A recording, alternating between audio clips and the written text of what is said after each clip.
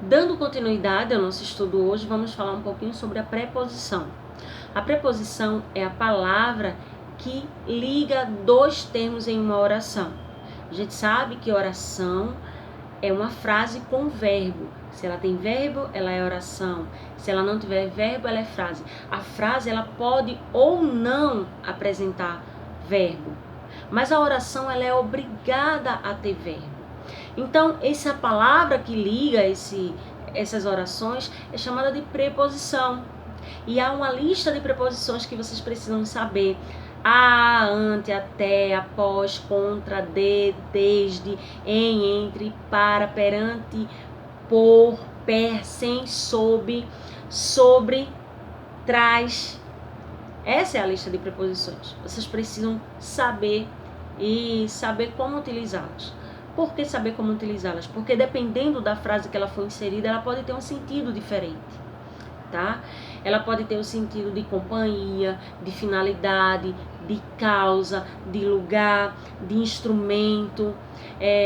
Fez a prova com um lápis. Então, o instrumento, o objeto que ele usou para fazer a prova.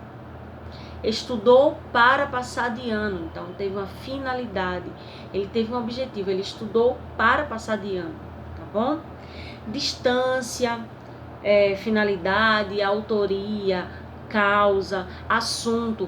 Eles falavam sobre a pandemia, então esse sobre aí é uma preposição de assunto. Eles falavam sobre alguma coisa, sobre algum assunto específico. Então, vocês precisam entender que dependendo de onde essa preposição foi inserida, ela tem uma função diferente, ela tem um sentido diferente, tá bom? E talvez vocês me perguntem assim, professora, por que eu preciso saber sobre as preposições? Porque eu preciso entender. Porque as preposições, elas dão a um texto, por exemplo, ele fica muito mais coeso. Então, o texto ele precisa ter coesão e coerência. E esses termos, essas palavras que fazem essa ligação entre as orações, elas são extremamente importantes, tá bom? O seu texto fica mais consistente, fica mais direto, ele fica completo, ele fica com coesão e com coerência. Então é importante saber as preposições, é importante entender as suas funções. E o aluno precisa identificar as classes gramaticais. Cada palavra ela é separada por sua classe.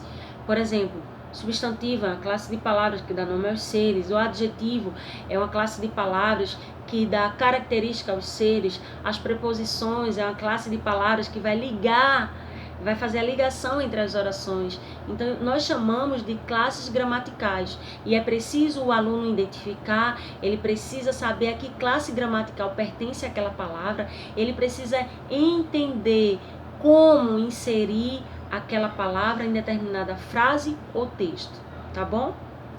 Eu espero que vocês tenham gostado da aula. Qualquer dúvida eu estou aqui, tá certo?